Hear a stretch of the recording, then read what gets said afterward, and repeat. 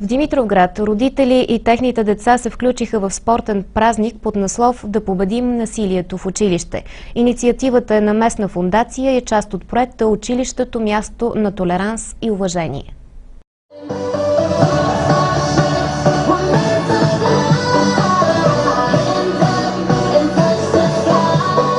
Десетки семейства се включиха в организираните в парк Никола Вапцаров забавни надпревари.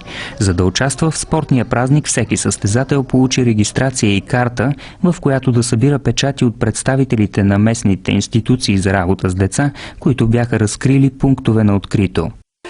Поканили сме за участие спортни клубове от Димитровград и представители на социални услуги. Всички представители имат обособени пунктове, на които предоставят информация на желаещите каква работа изпълняват, как работят с децата, как се грижат за децата на Димитровград.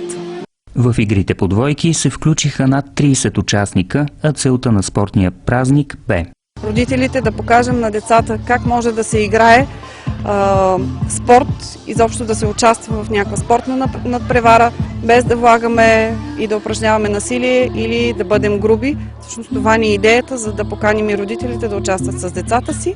Разделени в два отбора, мълчуганите и техните родители се включиха в боулинг на открито. Надпреварваха се и в обуване на чорапи и научиха как да сърфират безопасно в интернет от играта Флашко в страната на спамчетата. В надпреварата се включи и димитровграчанката Любка Георгиева, заедно със своята дъщеря Надежда, провокирани от играта, под която минава в момента мероприятието, не на насилието. По този начин възпитавам своето дете. Искам в такава среда тя да живее. Още повече, че възможността да участваме в нещо заедно е чудесна. За победителите бяха осигурени награди. Малките участници имаха и възможността да рисуват с ръце върху платно.